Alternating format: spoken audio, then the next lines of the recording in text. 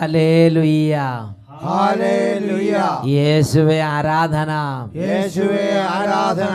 സുഭാഷിതങ്ങളുടെ പുസ്തകം 4-ാം അധ്യായം 26-ാം തിരുലിഖിതം. നീ നടക്കുന്ന വഴി ഉത്തമമെന്ന് ഉറപ്പിക്കുക, അപ്പോൾ നീ സുരക്ഷിതനായിരിക്കും. ഈ വചനത്തിൻ്റെ അത്ഭുത ശക്തിയാൽ നിങ്ങൾക്കേവർക്കും കൃപയും സമാധാനവും. Hallelujah, hallelujah. പ്രിയപ്പെട്ട സഹോദരങ്ങളെ, ഈ സമയം ലോകത്തിൻ്റെ നാനാഭാഗങ്ങളിൽ ഇതാ ദൈവം തൻ്റെ രക്ഷയുടെയും കൃപയുടെയും അനുഭവവും തൻ്റെ ആത്മാവിനെയും അവിടെ നിന്ന് വർഷിക്കുകയാണ്. സക്കറിയ പ്രവചനത്തിൽ 12-ാം അധ്യായത്തിൽ 10-ാം തിരുലിഖിതം, അന്ന് ഞാൻ ജെറുസലേം നിവാസികളുടെ മേൽ കൃപയുടെയും പ്രാർത്ഥനയുടെയും ചൈതന്യം പകരും. അപ്പോൾ തങ്ങൾ കുത്തി മുറിവേൽപ്പിച്ചവനെ നോക്കി അവർ ഏകജാതനെ പ്രതി എന്നതുപോലെ കരയും, ആദിജാതനെ പ്രതി എന്നതുപോലെ വിലപിക്കും. മെഗിദോ സമുദ്രത്തിലെ വിലാപം പോലെ ആയിരിക്കും അത്. പ്രിയപ്പെട്ട സഹോദരങ്ങളെ, ഇതേപോലെ തൻ്റെ ആത്മാവിനെയും തൻ്റെ കൃപയെയും ഈ സമൂഹത്തിലേക്ക് വർഷിച്ച് അനുതാപത്തിൻ്റെയും ദൈവാനുഭവത്തിൻ്റെയും വേദികളിലേക്കും മേഖലകളിലേക്കും ഇതാ നമ്മളെ കർത്താവ് കൈപിടിച്ച് ഉയർത്താൻ പോവുകയാണ്. പ്രൈസ് ദി ലോർഡ്, ഹല്ലേലൂയ, ഹല്ലേലൂയ. ഇതിനു മുമ്പ് ഇതേപോലെ കൃപയുടെയും പ്രാർത്ഥനയെയും ചൈതന്യം സ്വീകരിച്ചവർ അവരുടെ ജീവിതങ്ങളിൽ വലിയ ദൈവാനുഭവത്തിന് ഉടമകളായി മാറി. നമുക്കൊന്ന് ശ്രദ്ധിക്കാം. എൻ്റെ പേര് ബിനു. ഞാൻ തൃപ്പൂണിത്തുറയിൽ നിന്ന് വരുന്നു. ഞാൻ 3 വർഷമായി ഈ ധ്യാന കേന്ദ്രത്തിൽ വന്ന് മാസാദ്യ വെള്ളിയാഴ്ച ശുശ്രൂഷ കൂടുന്നു. മറ്റുള്ള വെള്ളിയാഴ്ചകളിലൊക്കെ വന്ന് അനുഗ്രഹം പ്രാപിച്ചു വരുന്നു. അങ്ങനെ ഇരിക്കെ 3 മാസം മുമ്പ് എൻ്റെ വെല്ലുമ്മച്ചി, ഏലിക്കുട്ടി എന്നാണ് പേര്, ചാത്തമറ്റത്ത് താമസിക്കുന്നു. വെല്ലുമ്മച്ചി ഇവിടെ ഹാർട്ടിന് പ്രശ്നം വന്ന് സെൻറ്റ് മേരീസ് ഹോസ്പിറ്റൽ തൊടുപുഴയിൽ അഡ്മിറ്റായിരുന്നു. അപ്പോൾ വെല്ലുമ്മച്ചിയുടെ ആങ്ങളമാർ ഡോക്ടർമാരാണ്, അവരുടെ മക്കളെല്ലാം ഡോക്ടേഴ്സാണ്. എല്ലാവരും കൂടി തീരുമാനമെടുത്തു, ഇനി വെല്ലുമ്മച്ചിക്കൊന്നും ചെയ്യാനില്ല, ഹാർട്ടിൻ്റെ മസിലാണ് വീക്ക്, അപ്പോൾ അതിന് സർജറി ചെയ്യണം, ഹാർട്ട് മാറ്റി വയ്ക്കണം. അപ്പോൾ ഹാർട്ട് മാറ്റി വയ്ക്കുന്നത് 78 വയസ്സുള്ള അമ്മച്ചിയെ സംബന്ധിച്ചിടത്തോളം ഒരിക്കലും സാധ്യമായിരുന്നില്ല. അമ്മച്ചിക്ക് അമിതമായ പ്രഷറും ഷുഗറും എല്ലാം ഉള്ള ആളായതിനാൽ സാധിക്കുകയില്ല. അപ്പോൾ ഒരു 3 ദിവസം കൂടി ICUവിൽ നമുക്ക് ഒബ്സർവേഷൻ നടത്തിയതിന് ശേഷം ആളെ റൂമിലേക്ക് മാറ്റാം, മറ്റു ചികിത്സകളൊന്നും സാധിക്കുകയില്ല എന്നുള്ള തീരുമാനമെടുത്തു. അങ്ങനെ ഇരുന്നപ്പോൾ എൻ്റെ മമ്മിക്ക് ICUവിൽ കയറുന്നതിനും അമ്മച്ചിയെ കാണുന്നതിനും ഒരു സാവകാശം ലഭിച്ചു. അപ്പോൾ ഞാനിവിടെ സഹിയം ധ്യാന കേന്ദ്രത്തിൽ നിന്ന് വെഞ്ചരിച്ചു കൊണ്ടുപോയി. ആരൊക്കെ അനുവാദം? മമ്മിക്ക് അല്ലേ? മമ്മിക്ക്, എൻ്റെ ഈ ചേട്ടൻ്റെ മമ്മിക്ക് ഈ വല്യമ്മച്ചി ഒന്ന് പോയി കാണാനൊരു അവസരം കിട്ടി. ആ സമയത്ത് ഈ മമ്മി എന്ത് ചെയ്തു? മമ്മിയുടെ കയ്യിൽ ഞാൻ ഇവിടെ നിന്ന് വെഞ്ചരിച്ച എണ്ണ കൊടുത്തു വിട്ടു. മമ്മി ആ വെഞ്ചരിച്ച എണ്ണ വല്യമ്മച്ചിയുടെ മേൽ പുരട്ടി പ്രാർത്ഥിച്ചു. ആ മമ്മി അവിടെ ചെന്നിട്ട് ഈ ധ്യാനകേന്ദ്രത്തിൽ വെഞ്ചരിച്ച എണ്ണ അങ്ങോട്ട് ആ വല്യമ്മച്ചിയുടെ ദേഹത്ത് അങ്ങോട്ട് പുരട്ടി. എൻ്റെ ഈശോയെ എന്ന് പറഞ്ഞ ഒറ്റ പ്രാർത്ഥന. അപ്പോൾ വല്യമ്മച്ചി ചോദിച്ചു, നീ എന്താ ചെയ്യണമെന്ന് ചോദിച്ചപ്പം മമ്മി പറഞ്ഞു, ഇതുപോലെ സിഹിയോൻ ധ്യാനകേന്ദ്രത്തിൽ നിന്നും അച്ഛൻ വെഞ്ചരിച്ചു തന്ന എണ്ണയാണെന്ന് ഒട്ടായലച്ചൻ്റെ ശുശ്രൂഷയെക്കുറിച്ചൊക്കെ പറഞ്ഞ് മനസ്സിലാക്കി. എണ്ണ പുരട്ടി അമ്മ പുറത്തു വന്നു. പിറ്റേ ദിവസം വല്യമ്മച്ചി രോഗത്തിൽ നിന്നും സൗഖ്യം പ്രാപിച്ചു. പിറ്റേ ദിവസം തന്നെ വിടുതൽ. ICUവിൽ നിന്നും പുറത്തു വന്നു. ഇപ്പോൾ വല്യമ്മച്ചിക്ക് ഒരു കുഴപ്പമില്ല. കൂടാതെ വല്യമ്മച്ചി 4 പെമ്മക്കളുണ്ട്, ഒരു ആൺകുട്ടിയുണ്ട്. അവരുടെ വീടുകളിലെല്ലാം മാറി മാറി ഓരോ ആഴ്ച വെച്ച് താമസിക്കുന്നു. ആങ്ങളമാരുടെ വീട്ടിൽ പോകുന്നു. അതുപോലെ മക്കളുടെ വീട് പണി നടക്കുന്ന സ്ഥലങ്ങൾ സന്ദർശിക്കുന്നു. ഒരുപാട് ചെറുപ്പക്കാർ ചെയ്യേണ്ട ജോലിയെല്ലാം ഇപ്പം വല്യമ്മച്ചി ചെയ്യുന്നതല്ലേ. കർത്താവ് ആരോഗ്യം പുനഃസ്ഥാപിച്ചു കൊടുത്ത് അനുഗ്രഹിച്ച്. 78 വയസ്സുണ്ടെന്ന് ഓർക്കണം, നിസ്സാര സംഗതി അല്ല. അപ്പോൾ വീട് പണി പൂർത്തിയാക്കുക, അങ്ങനെ പല എല്ലാ സ്ഥലങ്ങളിൽ പോയി മേൽനോട്ടം വഹിക്കുക, ഇങ്ങനെയുള്ള പുതിയ കൃത്യങ്ങളിൽ ഏർപ്പെടാൻ തക്കവണ്ണം ആരോഗ്യം കൊടുത്ത ഇവർ 38-40 വയസ്സായവർ ഇങ്ങനെ ചതഞ്ഞിരിക്കുകയാണ്. പക്ഷേ 78 അമ്മച്ചി ഇപ്പോൾ സ്പോട്ടിൽ നടന്ന് നിർദ്ദേശം കൊടുക്കുകയാണ്. Price the Lord. അത്രമാത്രം കർത്താവ് അങ്ങനെ ആരോഗ്യം കൊടുത്ത് അനുഗ്രഹിച്ച്. അതാണ് ബൈബിൾ പറയുന്നത്, ഞാൻ നിനക്ക് വീണ്ടും ആരോഗ്യം തരും. ചടഞ്ഞുകൂടിയിരുന്ന് അങ്ങനെ ഇരിക്കുകയുള്ളൂ. ഇതേപോലെ വിശ്വാസത്തിൻ്റെ ശുശ്രൂഷ ചെയ്ത് കൃപ പ്രാപിച്ച് പുലിക്കുട്ടിയെ പോലെ ചാടി എഴുന്നേൽക്കണം. Price the Lord. ഉറക്കെ പറ ഹല്ലേലൂയ. സന്തോഷത്തോടെ ഹല്ലേലൂയ. ഇവർ വിശ്വാസത്തിൻ്റെ ശുശ്രൂഷ അങ്ങോട്ട് ചെയ്തു കൊടുത്ത്, വിശ്വാസം ഉണ്ടായാൽ പോരാ, വിശ്വാസത്തിൻ്റെ ശുശ്രൂഷകൾ ചെയ്തു കൊടുക്കണം. Price the Lord. ഒരു രോഗി ഉണ്ടാവും, അയ്യോ രോഗിയായി മരിക്കാറായി കാണുമായിരിക്കും, ഇനിയിപ്പോൾ പൈസ ഇല്ല. അങ്ങനെയല്ല നമ്മൾ ചിന്തിക്കേണ്ടത് കർത്താവ് മരിക്കാറായി, കർത്താവ് പറഞ്ഞ രോഗിയാണ്, പ്രാർത്ഥിക്കാൻ പറഞ്ഞത്. ഞാൻ പ്രാർത്ഥിക്കുന്നു. വെഞ്ചരിച്ച വിശ്വാസം അല്ല എണ്ണ ഉപയോഗിക്കുക, അല്ലെങ്കിൽ വിശ്വാസ പ്രമാണം ചെല്ലുക, അല്ലെങ്കിൽ കൊന്ത ചെല്ലുക, കുരിശടയാളം വരയ്ക്കുക, പ്രാർത്ഥിക്കുക. ദൈവശക്തി അവിടെ വ്യാപരിക്കും. Hallelujah, hallelujah. പ്രിയപ്പെട്ട സഹോദരങ്ങളെ, ആ കുടുംബത്തിൽ അവർ വിശ്വാസത്തിൻ്റെയും പ്രാർത്ഥനയുടെയും കൃപ പ്രാപിച്ചു. ആ കൃപ കൊണ്ട് അവർ ശുശ്രൂഷ ചെയ്തു. ആ കുടുംബത്തിൽ അവരുടെ ജീവിതത്തിൽ വീണ്ടും വീണ്ടും ദൈവത്തിൻ്റെ അനുഭവങ്ങൾ കർത്താവ് അവർക്ക് നൽകിക്കൊണ്ടേ ഇരിക്കുകയാണ്. ഉറക്കെ പറഞ്ഞേ ഹല്ലേലൂയ, ഹല്ലേലൂയ. ഈ പ്രാർത്ഥനയുടെ സമയത്ത് നിങ്ങളുടെ കുടുംബത്തിൽ രോഗികളായ ദൈവമക്കളുണ്ടെങ്കിൽ ആ ദൈവമക്കളുടെ മേൽ കൈകൾ വെച്ച് അങ്ങോട്ട് പ്രാർത്ഥിക്കണം. കിടക്കയിൽ നിന്ന് എഴുന്നേക്കാൻ പറ്റാത്തവർ, അതുപോലെ ശരീരം മുഴുവൻ തളർന്നു കിടക്കുന്നവർ, കണ്ണ് കാണാൻ പറ്റാത്തവർ, അല്ലെങ്കിൽ രോഗികളായ കുഞ്ഞുങ്ങൾ, രോഗിയായ ജീവിത പങ്കാളി, രോഗികളായ മാതാപിതാക്കന്മാർ, അവരുടെ മേൽ ഇപ്പോൾ യേശു ക്രിസ്തുവിൻ്റെ നാമത്തിൽ കൈകൾ വെച്ച് ഓരോ കുടുംബങ്ങളിലും ഇപ്പോൾ സർവശക്തനായ ദൈവത്തെ ആരാധിക്കട്ടെ, യേശു ക്രിസ്തുവിൻ്റെ നാമത്തെ ആരാധിക്കട്ടെ. എൻ്റെ ഈ കുടുംബത്തിൽ ഈശോ സൗഖ്യം തന്നാൽ ഞാൻ ഈശോയെ മഹത്വപ്പെടുത്താൻ വേണ്ടി അഭിഷേകാഗ്നിയിൽ സാക്ഷ്യപ്പെടുത്തും. ഹൃദയം കൊണ്ട് ദൈവമക്കളെ പ്രാർത്ഥിക്കുക. ഇങ്ങനെ പ്രാർത്ഥിക്കുന്നു: കർത്താവായ ഈശോയെ, കർത്താവായ ഈശോയെ, കർത്താവായ ഈശോയെ, കർത്താവായ ഈശോയെ, അങ്ങയുടെ നാമത്തിൻ്റെ അത്ഭുത ശക്തി, അങ്ങയുടെ നാമത്തിന്റെ അത്ഭുത ശക്തി ഇപ്പോൾ ഇപ്പോൾ ഈ രോഗികളിലേക്ക് വ്യാപരിക്കട്ടെ. ഈ രോഗികളിലേക്ക് വ്യാപരിക്കട്ടെ. യേശുവേ, യേശുവേ, അങ്ങയുടെ നാമത്തിൽ സൗഖ്യം പ്രാപിക്കട്ടെ. അങ്ങയുടെ നാമത്തിൽ സൗഖ്യം പ്രാപിക്കട്ടെ. എല്ലാ അന്ധകാര പീഡകളെയും, എല്ലാ അന്ധകാര പീഡകളെയും, രോഗത്തിന്റെ ആധിപത്യങ്ങളെയും, രോഗത്തിന്റെ ആധിപത്യങ്ങളെയും, ശാരീരിക ക്ഷീണങ്ങളെയും ശാരീരിക ക്ഷീണങ്ങളെയും യേശു നാമത്തിൽ ശാസിക്കുന്നു. യേശു നാമത്തിൽ ശാസിക്കുന്നു. രോഗങ്ങളെ, രോഗത്തിന്റെ ആധിപത്യങ്ങളെ നസ്രായനായ യേശുവിന്റെ നാമത്തിൽ കൽപ്പിക്കുന്നു. നസ്രായനായ യേശുവിന്റെ നാമത്തിൽ കൽപ്പിക്കുന്നു. വിട്ടുമാറിപ്പോവുക. വിട്ടുമാറിപ്പോവുക. ഹല്ലേലൂയ. ഹല്ലേലൂയ. കരങ്ങൾ ഉയർത്തി സ്തുതിക്കുന്നു. Hallelujah, hallelujah. യേശുവേ, ആരാധന, ആരാധന. ഓരോ രോഗിയുടെ മേൽ കർത്താവിന്റെ ശക്തി വ്യാപരിക്കട്ടെ. ഓരോ കുടുംബങ്ങളുടെ മേൽ കർത്താവിന്റെ ശക്തി വ്യാപരിക്കട്ടെ. രോഗത്തിന് മേൽ യേശുവിന്റെ ശക്തി വ്യാപരിക്കട്ടെ. യേശുവേ, ആരാധന, ആരാധന, ആരാധന. യേശുവേ, യേശുവേ, നിങ്ങളുടെ നാമത്തിൽ ക്ഷീണങ്ങൾ മാറട്ടെ. നിങ്ങളുടെ നാമത്തിൽ സൗഖ്യം നിറയട്ടെ. നിങ്ങളുടെ നാമത്തിൽ അന്ധകാരങ്ങൾ തകരട്ടെ. നിങ്ങളുടെ നാമത്തിൽ ബാധകൾ ഒഴിഞ്ഞു പോകട്ടെ. Glory, glory, glory, glory, glory, glory. ആരാധന, ആരാധന, ആരാധന. യേശുവേ, ആരാധന. യേശുവേ, ആരാധന. ഈശോയെ നന്ദി, ഈശോയെ സ്തുതി. യേശുവേ, ആരാധന. കർത്താവായ ഈശോയുടെ നാമത്തിൽ, കുരിശിന്റെ അടയാളത്തിൽ ഓരോ രോഗികളെ ആശീർവദിക്കുന്നു. യേശു നാമത്തിൽ സൗഖ്യം നിറയട്ടെ, ഇപ്പോഴും എപ്പോഴും എന്നേക്കും. ആമേൻ. Praise the lord. Praise the lord. ഹല്ലേലൂയ. ഹല്ലേലൂയ. നമുക്ക് എല്ലാവർക്കും ഇരിക്കാം. പ്രിയപ്പെട്ട സഹോദരങ്ങളെ, ഇന്ന് നാം ചിന്തിക്കുന്നത് ഈ മ്ലേച്ഛത എവിടെ നിന്ന്? പ്രിയപ്പെട്ട സഹോദരങ്ങളെ, നിരവധി വ്യക്തികൾ അവരുടെ ജീവിതത്തിൽ അവർ തന്നെ അറിയാതെ നിബന്ധിക്കുന്ന ഒരു അധപ്പതിച്ച അന്തരീക്ഷമുണ്ട്. ഒരുമിച്ച് കൂടുമ്പോൾ അറിയാതെ വായിൽ നിന്ന് മ്ലേച്ഛത പുറപ്പെടുക. വാ തുറന്നാൽ ഈ കക്കൂസൂഴിയുടെ ആ സ്ലാബ് മാറ്റിയാൽ എന്നതുപോലെ ഉള്ളിൽ നിന്ന് മ്ലേച്ഛത വമിക്കുക.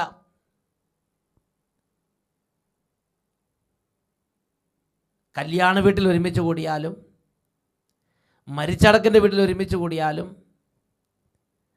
ഈ ദേവാലയത്തിൽ ഒരുമിച്ച് കൂടിയാലും, പെരുന്നാളിന് ഒരുമിച്ച് കൂടിയാലും, പാർട്ടി മീറ്റിങ്ങുകൾക്ക് പോയാലും, ബസ്സിൽ കയറിയാലും, വെയിറ്റിംഗ് ഷെഡിൽ നിന്നാലും, ചില ആളുകൾ, ചില രീതിയിലുള്ള ആളുകൾ തമ്മിൽ സംഗമിച്ച് കഴിയുമ്പോൾ ഏതാണ്ട് ചില വേസ്റ്റുകളെല്ലാം കൂടെ കൂട്ടിയിട്ട് കത്തിച്ച് കഴിയുമ്പോൾ ചില ദുർഗന്ധം വരുന്നത് മാതിരി ഇതാ ദുർഗന്ധം വമിക്കുകയാണ്, മ്ലേച്ഛത വമിക്കുകയാണ്. ഞാൻ ചില സമയത്ത് ഇതെല്ലാം കേട്ടിട്ടുണ്ട്.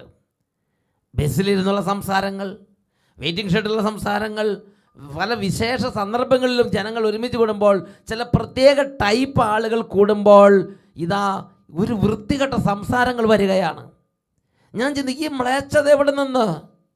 അങ്ങനെ ഇരിക്കുമ്പോഴാണ് പ്രഭാഷകന്റെ പുസ്തകത്തിൽ 10-ാം അധ്യായം 13-ാം തിരുലിഖിതം, അഹങ്കാരത്തോടൊപ്പം പാപവും മുളയെടുക്കുന്നു, അതിനോട് ഒട്ടി നിൽക്കുന്നവനിൽ നിന്ന് മ്ലേച്ഛത വമിക്കും. കർത്താവ് അപൂർവമായ പീഡകൾ അയച്ച് അവരെ നശിപ്പിക്കും.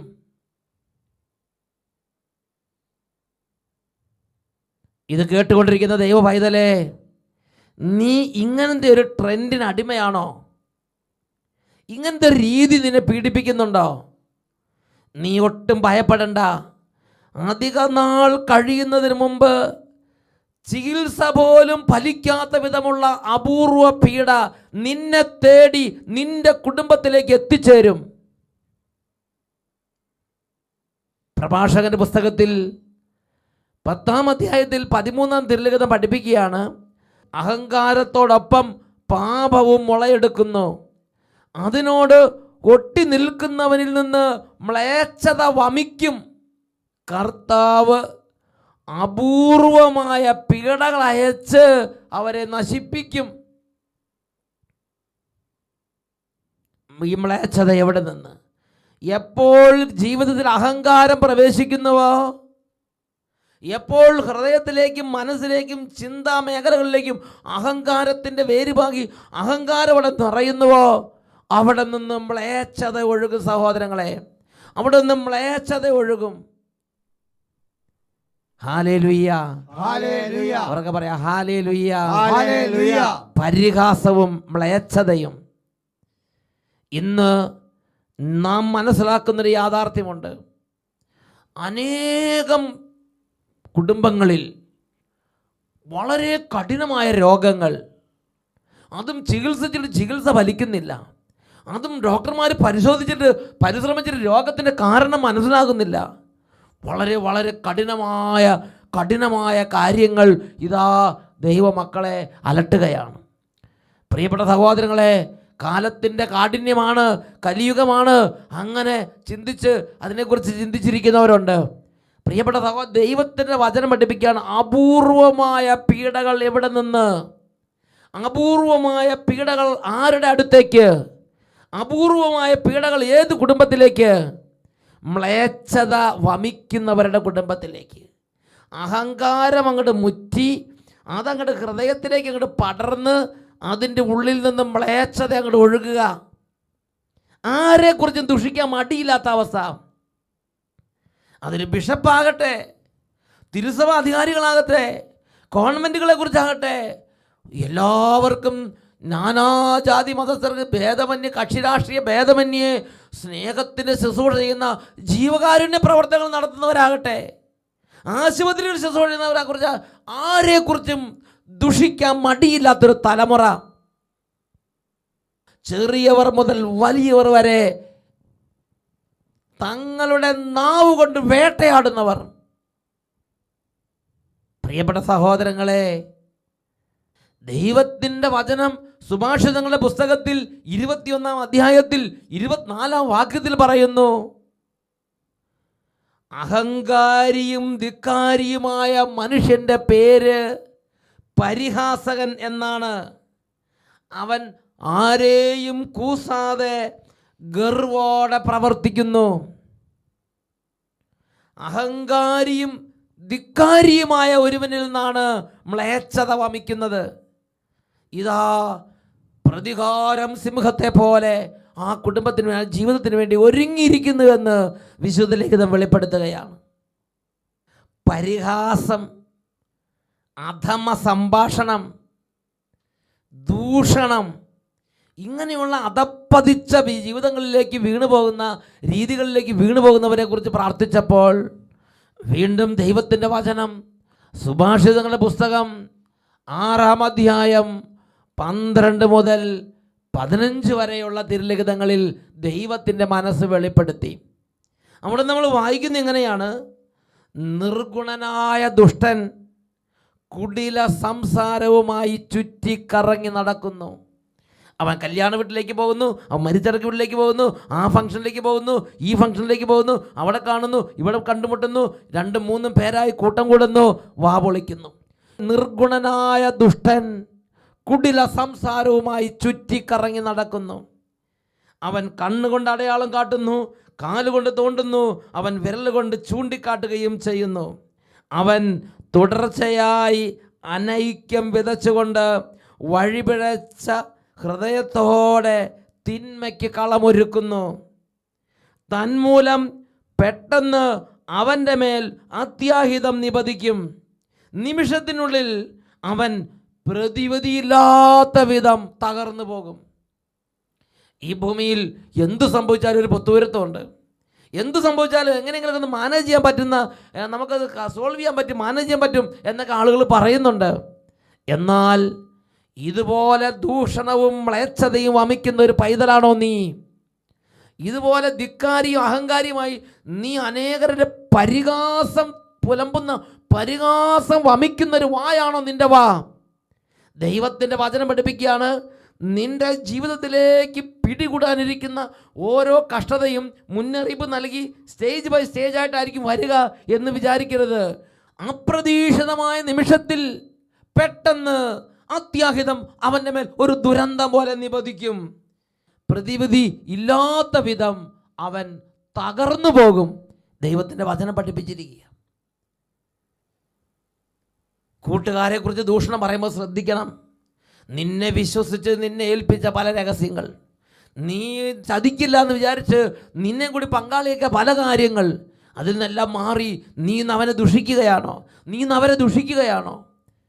പ്രിയ ദൈവപൈതലേ, എന്തു തന്നെ കാരണമാകട്ടെ, നീ ആരെയെങ്കിലും ദുഷിക്കുന്ന, ആരെയെങ്കിലും പരിഹസിക്കുന്ന, ആരുടെയെങ്കിലും ജീവിതത്തെക്കുറിച്ച് പരിഹാസവും ദൂഷണവും ഏഷണയും പുറപ്പെടുന്ന ഒരു വിധത്തിലാണോ നിൻ്റെ ജീവിതത്തിൽ നിൻ്റെ സംസാരം നീങ്ങിക്കൊണ്ടിരിക്കുന്നത്? നീ നിൻ്റെ അവസ്ഥയെക്കുറിച്ച് അറിയണം. നിൻ്റെ ഈ സ്ഥിതിയെക്കുറിച്ച് നീ മനസ്സിലാക്കണം. നീ എങ്ങോട്ടാണ് പോകുന്നത്? നാളെ നിനക്ക് വേണ്ടി പ്രതികാര സിംഹത്തെ പോലെ നിനക്ക് വേണ്ടി എങ്ങനെ കാത്തിരിക്കും നീ അറിയണം.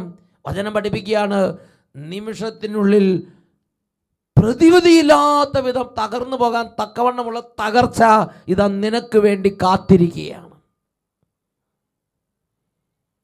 ജെറമ്യാ പ്രവചനത്തിൽ 50-ാം അധ്യായം 32-ാം വാക്യം, അഹങ്കരിക്കുന്നവൻ കാല് തട്ടി വീഴും, അവനെ എഴുന്നേൽപ്പിക്കാൻ ആരും ഉണ്ടായിരിക്കുകയില്ല.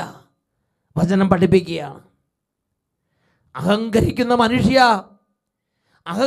മനുഷ്യ, നീ എന്തിൻ്റെ അടിസ്ഥാനത്തിലാണ് നീ ഇതുപോലെ ദൂഷണവും പരിഹാസവും തീർത്ത് നീ ചുറ്റി നടക്കുന്നത്?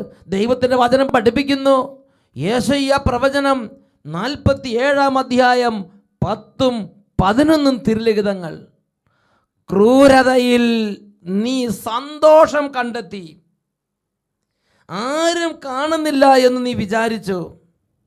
നിന്റെ ജ്ഞാനവും നിന്റെ അറിവും നിന്നെ വഴിതെറ്റിച്ചു. ഞാൻ അല്ലാതെ മറ്റാരുമില്ല എന്ന് നീ അഹങ്കരിച്ചു. രക്ഷപ്പെടാൻ വയ്യാത്ത നാശം നിനക്ക് ഭവിക്കും. അപരിഹാര്യമായ അത്യാഹിതം നിനക്ക് വന്നു ചേരും. അപ്രതീക്ഷിതമായ വിനാശം നിന്റെ മേൽ പതിക്കും. അപ്രതീക്ഷിതമായ വിനാശം, അപരിഹാര്യമായ അത്യാഹിതം. എന്താ അപരിഹാര്യമായ അത്യാഹിതം എന്ന് പറഞ്ഞാൽ? പരിഹരിക്കാൻ പറ്റാത്ത അത്യാഹിതം. ഡോക്ടർമാർക്കോ എഞ്ചിനീയർമാർക്കോ സമൂഹത്തിലെ സന്നദ്ധ സംഘടനകളുടെ പ്രവർത്തകർക്കോ രാഷ്ട്രീയ നേതാക്കന്മാർക്കോ വൈദികർക്കോ കാരുണ്യ പ്രവർത്തകർക്കോ ഒരാൾക്ക്, ഗവൺമെൻറ്റിന്, നാട്ടുകാർക്കോ പോലീസിനോ ഒരാൾക്ക് പരിഹരിക്കാൻ പറ്റാത്ത അപരിഹാര്യമായ അത്യാഹിതം നിന്റെ മേൽ നിപതിക്കും. യെശയ്യാ 47-ാം അധ്യായം 10-11 തിരുലിഖിതങ്ങൾ പഠിപ്പിക്കുകയാണ്. ഓ പ്രിയ പൈതലേ, ഒരുപക്ഷെ ഇന്ന് നിനക്ക് പണം ഉണ്ടായിരിക്കാം. ഇന്ന് നീ ചോരത്തിളപ്പിൻ്റെ കാലത്ത് ഈ ചെറുപ്പത്തിൻ്റെ യൗവനത്തിൻ്റെ ഊക്കിൽ നീ നടക്കുന്നൊരു സാഹചര്യമായിരിക്കാം. ഇന്നൊരു പക്ഷേ നിനക്ക് ഒരുപാട് കൂട്ടുകെട്ടും ഒരുപാട് ജോലിയും പണവും സ്വാധീനവും ബന്ധുമിത്രങ്ങളും എല്ലാം ഉണ്ട്. അതിൻ്റെ ഒരു തിമിർപ്പിൽ നടക്കുന്നൊരു അന്തരീക്ഷമായിരിക്കാം. പക്ഷേ നീ ഒരു കാര്യം ഓർക്കണം, നെല്ലൊഴിഞ്ഞ ചാക്ക് പോലെയാകുന്ന കാലം വരും. ദൈവത്തിൻ്റെ വചനം പഠിപ്പിക്കുകയാണ്. സുഭാഷിതം 4:26, നടക്കുന്ന വഴി ഉത്തമമെന്ന് ഉറപ്പിക്കുക, അപ്പോൾ നീ സുരക്ഷിതനായിരിക്കും. എഴുന്നേറ്റ് നിൽക്കാം.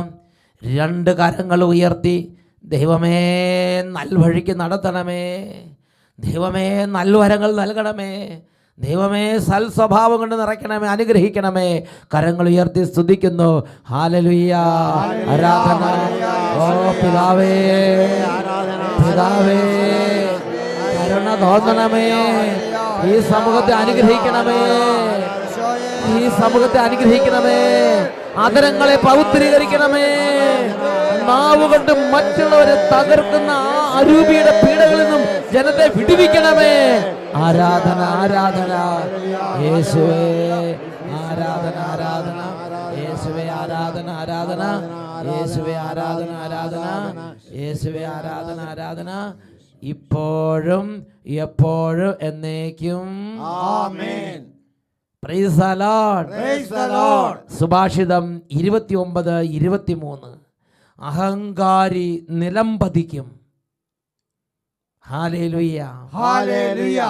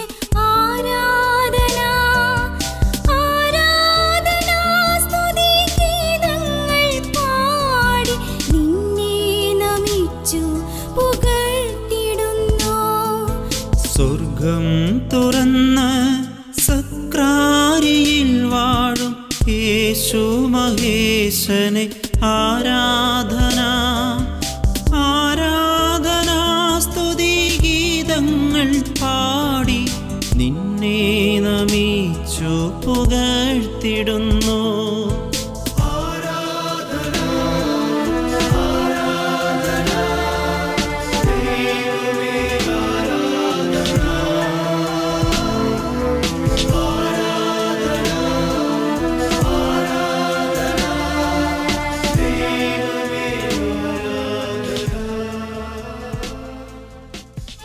Hallelujah, hallelujah. പ്രിയപ്പെട്ട സഹോദരങ്ങളെ, നമ്മുടെ ജീവിതത്തിൽ ഒരുപാട് കാലങ്ങൾ നാം അധരങ്ങൾ കൊണ്ട് ദൂഷണം പറഞ്ഞ് നമ്മുടെ അധരങ്ങളെ അശുദ്ധമാക്കിയിരിക്കുക.